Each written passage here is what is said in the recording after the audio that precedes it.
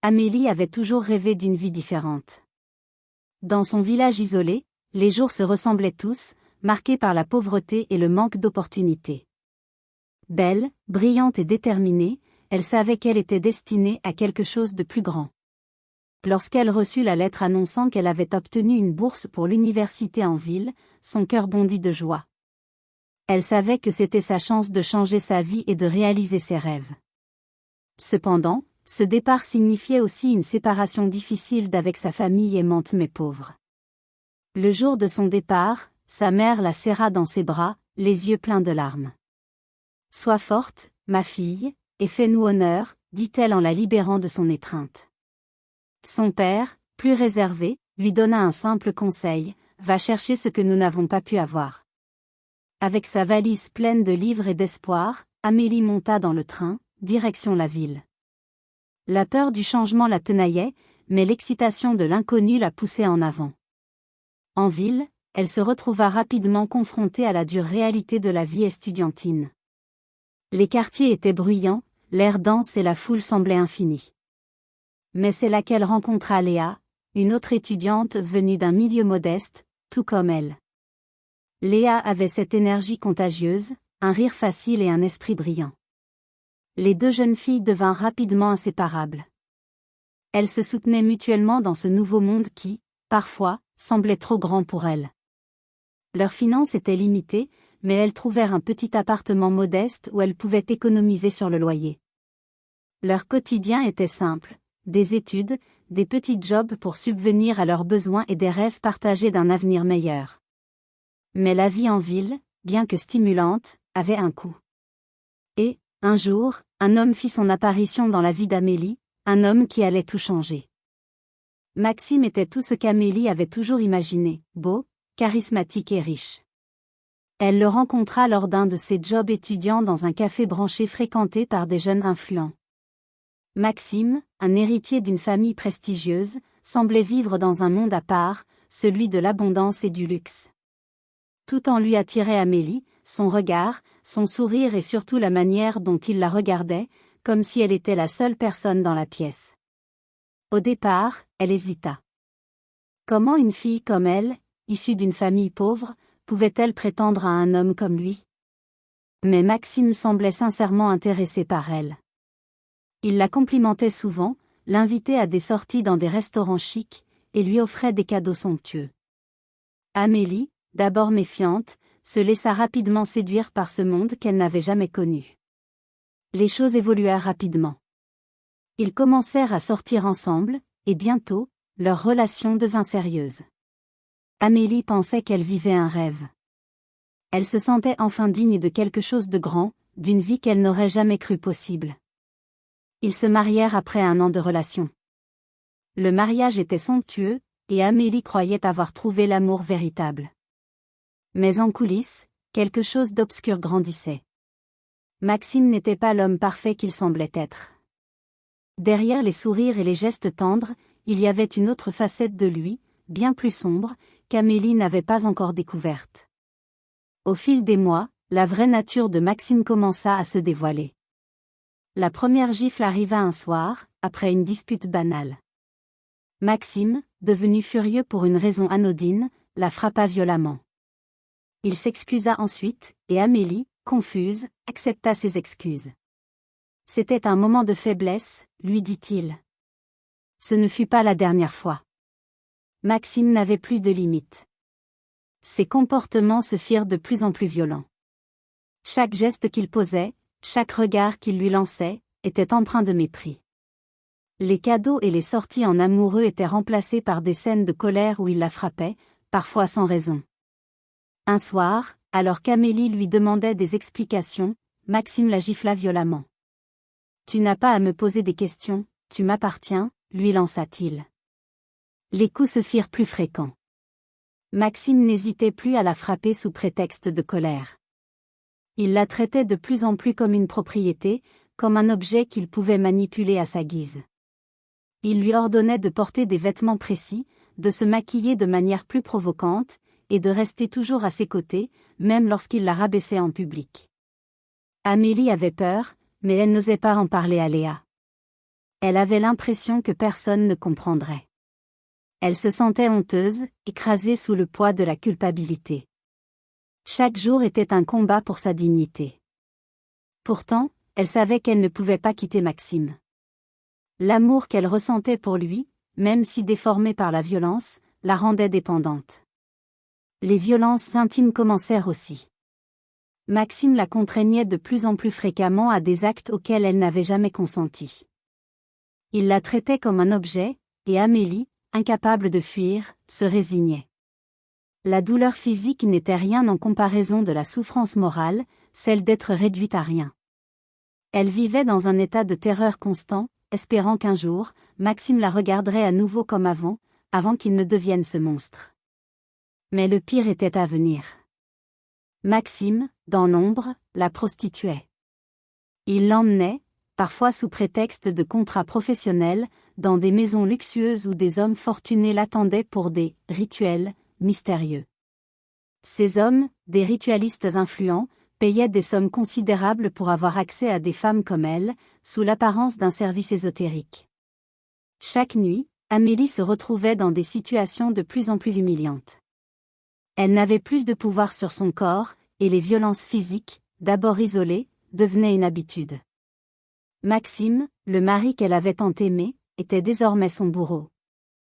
Les nuits se succédaient, et Amélie perdait peu à peu sa dignité. Maxime la forçait à se plier à ses désirs, tout en la traitant de manière cruelle. Les hommes qu'il laissait là, visiter, la dégradèrent, chacun à leur manière. La souffrance, physique et morale, devenait sa nouvelle réalité. Mais au fond d'elle, une étincelle de révolte restait. Amélie savait qu'elle devait fuir, mais chaque fois qu'elle essayait, Maxime la rattrapait, la brisant à nouveau. Elle vivait dans un état constant de terreur, piégée par l'amour qu'elle avait autrefois ressenti pour cet homme. Pendant ce temps, Léa, sa meilleure amie, observait la situation avec un mélange de fascination et de jalousie. Le bonheur d'Amélie l'exaspérait. Elle enviait la richesse et la vie de luxe qu'Amélie avait désormais, et cette envie grandit jusqu'à devenir un désir obsessionnel. Léa, secrètement, se rapprocha de Maxime, cherchant à le séduire. Elle savait que, pour obtenir ce qu'elle voulait, elle devait le faire avec finesse, sans que sa meilleure amie ne s'en aperçoive. Amélie réussit à s'échapper de sa maison un soir où Maxime était absent, se réfugiant dans le petit appartement qu'elle partageait avec Léa. Elle espérait y trouver la paix, mais ce n'était que le début d'une nouvelle souffrance. Maxime, toujours insatisfait et avide de pouvoir, succomba aux avances de Léa. Ils entamèrent une liaison secrète, et Léa, dans sa quête de pouvoir, commença à manipuler la situation. Elle savait qu'Amélie, déjà brisée, serait un obstacle. Amélie, encore marquée par l'angoisse, passa les jours suivants chez Léa, tentant de retrouver un semblant de paix. Léa se montrait bienveillante et protectrice, veillant à ce qu'elle se repose et reprenne des forces. Pourtant, Amélie ne pouvait s'empêcher de ressentir un malaise indéfinissable, quelque chose de subtil mais présent dans le comportement de son amie. Léa était parfois absente pendant de longues heures, sans donner d'explication. Amélie tenta d'ignorer cette impression, pensant qu'il s'agissait seulement de l'effet du stress récent. Puis, un soir, alors qu'elle préparait le dîner en attendant Léa, son téléphone vibra. Elle vit avec horreur un message de Maxime. « Tu crois pouvoir m'échapper, Amélie ? Je te retrouverai, quoi qu'il arrive. » Terrifiée, elle se demanda comment Maxime avait réussi à obtenir son numéro et son adresse actuelle. Prise de panique, elle commença à remettre en question son refuge chez Léa. Quand Léa rentra enfin, Amélie ne put contenir ses soupçons et lui demanda si elle avait eu des contacts récents avec Maxime. Léa, visiblement agacée, répondit évasivement. Sentant l'hostilité de son amie, Amélie ne chercha pas à en savoir plus, mais elle garda ses soupçons pour elle. Cette conversation avait renforcé son malaise, mais elle se sentait trop dépendante de Léa pour envisager un autre endroit où aller. Les jours passèrent, et la tension entre les deux amies s'intensifia. Amélie découvrit des objets de luxe dans l'appartement de Léa, des vêtements coûteux, des bijoux et même un parfum qu'elle avait déjà vu chez Maxime. Troublée, elle tenta d'ignorer l'évidence, mais l'idée que Léa et Maxime aient pu se rapprocher la hantait. Un matin, alors qu'elle se levait pour aller dans la cuisine, elle surprit Léa au téléphone, murmurant avec un ton pressé, « Oui, ne t'inquiète pas, elle est ici. Je m'en occupe. » Le cœur d'Amélie se serra. Elle se sentit trahie, dévastée par cette révélation inattendue. Léa, celle qu'elle avait toujours considérée comme une sœur, semblait être en contact avec Maxime, celui qui avait ruiné sa vie. Le soir même, Amélie affronta Léa, exigeant des explications. D'abord, Léa tenta de nier, mais sous la pression, elle finit par avouer. Elle expliqua qu'elle avait toujours envié la relation qu'Amélie entretenait avec Maxime, ainsi que la vie luxueuse qu'elle menait à ses côtés. Quand Amélie avait quitté Maxime, Léa avait vu une opportunité pour elle de prendre sa place. Elle avoua sans scrupule avoir entretenu une liaison avec lui, espérant récupérer sa fortune et son influence. Amélie, choquée par cette trahison, tenta de garder son calme. Mais Léa, en colère de voir sa tromperie découverte, lui fit comprendre qu'elle n'avait nulle part où aller et que Maxime, à présent, la considérait comme une ennemie. Dans un dernier geste de désespoir, Amélie décida de quitter cet appartement, malgré les menaces de Léa.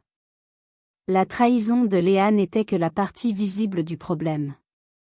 Amélie, épuisée, savait qu'elle devait partir. Elle n'avait plus d'issue. Mais la trahison de Léa ne s'arrêta pas là. Elle, consciente de la faiblesse d'Amélie, avait déjà décidé ce jour-là de l'éliminer définitivement. Elle avait glissé un poison dans son repas, celui qu'elles avaient mangé plus tôt, espérant que cette douleur silencieuse finirait par l'emporter. Amélie commença à convulser et Léa, le visage impassible, attendait que la fin approche. Par miracle, elle reçut un coup de fil et partit certaine qu'Amélie n'avait plus que quelques petites minutes à vivre. Une fois qu'elle fut partie, Amélie réussit à sortir avant que le poison n'agisse complètement. Elle se réfugia dans la rue, où des passants l'aidèrent à se rendre à l'hôpital. Il était évident que la jalousie et la soif de pouvoir avaient poussé Léa à commettre un crime pour obtenir ce qu'elle convoitait, mais qu'elle avait elle-même été prise au piège par les paroles de Maxime. Elle pensait que Maxime ne lui ferait pas ce qu'il avait fait à Amélie, elle se croyait épargnée. Mais au contraire, Maxime la considérait encore moins qu'il ne considérait Amélie. Le coup de fil qui la fait partir de l'appartement en laissant Amélie presque dévivantée, venait de lui. Il l'attendait devant son petit appartement, il lui avait dit qu'ils partaient tous les deux en voyage à Dubaï. Léa, heureuse, l'avait cru et s'était apprêtée. En réalité, Maxime avait prévu autre chose pour elle. En effet, un riche homme d'affaires étranger l'avait sollicité afin d'avoir une esclave le temps de son séjour dans le pays. Maxime, qui avait toujours refusé de vendre Amélie, avait accepté sans réfléchir de vendre Léa en échange d'une très grosse somme d'argent. Il la déposa dans la résidence qu'occupait cet homme, prit son argent et s'en alla, laissant Léa entre les mains de ce monsieur étrange. Léa, les larmes aux yeux, se débattit, cria que quelqu'un lui vienne en aide, mais malheureusement, il n'y avait personne pour la sauver de ce qui l'attendait. Quelques jours plus tard, dans sa chambre d'hôpital, encore faible et sous le choc, Amélie apprit la terrible nouvelle. Léa avait été retrouvée dévivantée, et Maxime était le suspect principal. En réalisant que son ami l'avait trahi de la manière la plus impardonnable, Amélie se sentit envahie par une étrange sensation de soulagement. Elle avait échappé à un destin tragique, et même si la douleur de la trahison était profonde, elle était reconnaissante d'avoir survécu. Elle se tourna alors vers Dieu, remerciant le ciel d'avoir été sauvée de l'emprise de Maxime et de l'ingratitude de Léa. Amélie se rendit compte qu'elle avait encore une chance de reconstruire sa vie, loin des ténèbres qui l'avaient entourée. Elle était libre, enfin. Qu'avez-vous pensé de cette histoire? Je vous laisse l'écrire en commentaire. Merci d'être resté jusqu'à la fin. N'oubliez pas de vous abonner, d'aimer et de partager. À bientôt.